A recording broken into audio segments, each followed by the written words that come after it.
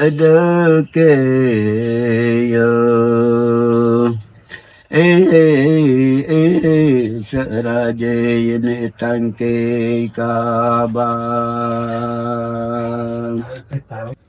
Nama saya Asman Brian, umur 55 tak salah. Wow. Nama saya Mansur Binsa, umur saya 41. Ya. Nama saya Hakim Loy Birudin, berumur 29 tahun. Nama saya Azmi Bintero, umur 42. Okey, kalau Pak Sewang ikut ke kami orang asing 18 suku kaum memang 18 acara lah, acara Sewang masing-masing punya adat tak. Macam ada Lanoh, kita suku kaum Lanoh. Jadi suku kaum Lanoh ni dia tak banyak lah acara dia, sebab kita ikut daripada adat dari dulu. Tak banyak cara dia. Cuma kita ada dua. Pertama untuk sambutan hari apa? Contohnya macam tahun lah, kita sambutan tahun lah, macam menuai padi. Kita ada Sewang enggak. Dia hujung-hujung tahun dia macam ni lah. Hujung-hujung tahun bulan 12 kita akan buat. Yang kedua kematian lah. Dia pada kematian. Baru kita buat ada sambutan. Dia minggu pertama, minggu kedua, minggu kita ikut kita ikut ada dia punya apa ni? Ada pantang larang lah. Dalam kematian tu kita ada lebih kurang 3 minggu kot. Pantang. Selepas pada tu ngam-ngam 3 minggu kita akan buat sambutan. Seperti macam Sewang lah. Dulu cabaran dia memang banyak lah cabaran, tapi sekarang dia zaman moden ni kita akan ubah, dipermudahkan daripada segi pantang, dari segi tarian, dari segi Sewang. Kita ubah lah daripada 10 tinggal 5. Kita buang 5 jadi 5 lah. Jadi dia pasal kalau kita ikutkan cerita dulu dia memang ketat. Padat. Jadi kita kurangkan. Contohnya macam Sewang, kalau kita buat persembahan dulu dia tak kira masa. Menari dan dia sewang, tapi sekarang kita ubah. Kita ikut macam lagu yang Melayu buat lah. Kalau kata 5 minit lah. Kita ikut, kita ubah lah. Tak macam dulu dia tak ada masa. Dia kata dia sewang macam cerita tadi lah. Kalau 27 dia start sampai pukul 12. Pakaian dia kita hias lah macam biasa-biasa lah. Selalu korang tengok yang kita hias tu cadar, selipang dan hiasan yang lain tu. Dia tak macam Lanoh, dia tak ada titik-titik dia. Bahan dia kita nak guna daun kelapa lah, ataupun daun palas.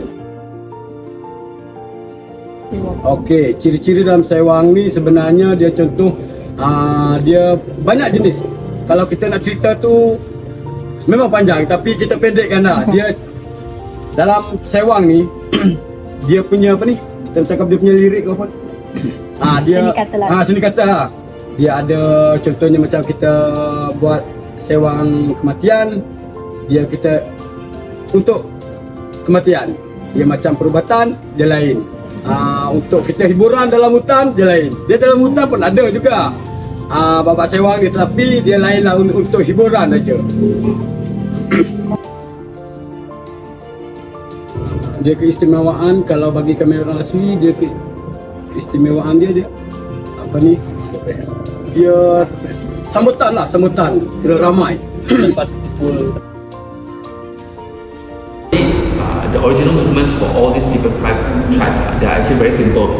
Just repetitive of the single movement or 2 or 3 movements only, because they were only used during some rituals, maybe funerals, or maybe medicine purposes.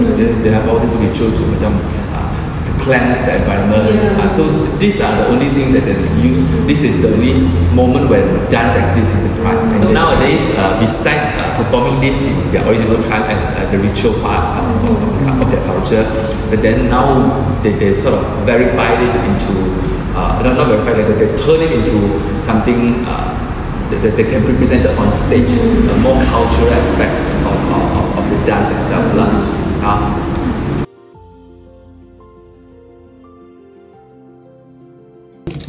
Dia tugas macam dia awam ni, dia cuma buat arahan aja. Dia kata kalau dia nak sewa aku, dia ada had. Dia contohnya start pukul 7 sampai pukul 12 break. Ya arahan lah, arahan juga. Tapi kalau tarian ni dia tak ada had. Dia macam saya cakap tadi, memang dia cuma arahan. Cuma dia punya arahan tu dia memang tak boleh nak terbebas lah. Contohnya macam setiap kita buat persembahan, orang dalam balai adat dia tak akan boleh bergerak ke mana-mana. Dulu dia tak boleh solek, tak boleh sewang, tak boleh nyanyi. Memang dia sebab dia pantang dia kalau sewang dengan nyanyi dia sama. Itu yang dia pantang dulu lah. Macam saya cerita tadi, dia selepas dia kematian, kita ada pantang 3 minggu. Sekurang-kurang 3 minggu, kalau tidak pun dia 4 minggu. Dia sekurang-kurang 4 minggu lah. Lepas pada 4 minggu tu baru kita macam sambutan lah. Dia dalam pantang seminggu tu dia ikut keadaan orang asli, dia memang pantang keseluruhan. Dia dalam kalau dulu tapi sekarang dia akan dia berubah sikit lah. Kalau dulu contoh ada kematian, dia bab kita nak contoh macam wanita lah, dia tak boleh solek. Dia tak boleh hias. Tak boleh buat program. Dia tak boleh buat program 7 hari dalam masa 7 hari tu. Sebelum kita nak buat majlis. Selepas boleh. Dia ada pantang dia. Tujuan dia macam ni lah. Kita menyambut roh lah. Roh dia pergi tu. Jadi kita menghormati lah roh dia pergi. Okey. Bagi kami orang asli, memang kami nak kekalkan harapan kita untuk generasi. Jadi kalau walau macam mana pun kami akan bantu generasi yang terkini ya. Itulah harapan kami. Kalau sudi datang ke Aibah, kita akan buat sambutan. Sebab dekat Aibah ni kita sebulan sekali ataupun sebulan 2 kali pelancong masuk kampung kita. Kita ada buat persembahan. Jadi harapan kami terbuka lah, sesiapa kami bersedia.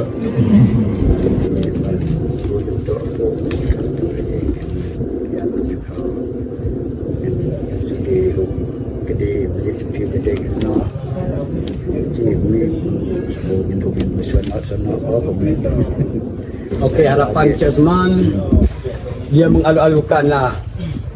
Tak kira dari NGO ke ataupun dari agensi-agensi yang sudi datang ke kampung Aibah. Jadi dia sudi menerima. Okay, harapan saya pula bagi budaya Lanoh dan sewang tradisi Lanoh, harapan saya semoga dipertengahkan ke masyarakat luar lah, untuk kenal masyarakat kami dan budaya kami. Itu harapan saya lah. Semoga diperkenalkan dan diangkat ke peringkat yang tertinggi lah budaya. Keteganawat oi me adake yo seraje ini tangke kabang dah ketegawat tu macam air mata kita metik pasal kita lihat pandangan sedih Hayati. Keteganawat kamu mendekatnya seraja ini tangkainya kabang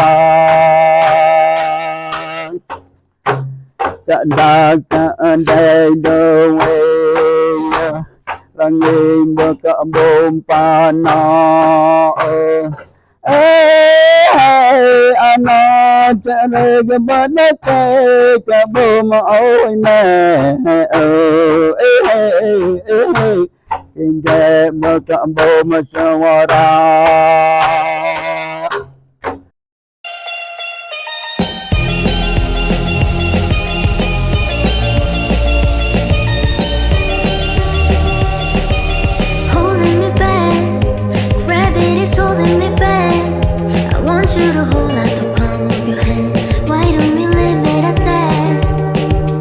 Nothing to say, but everything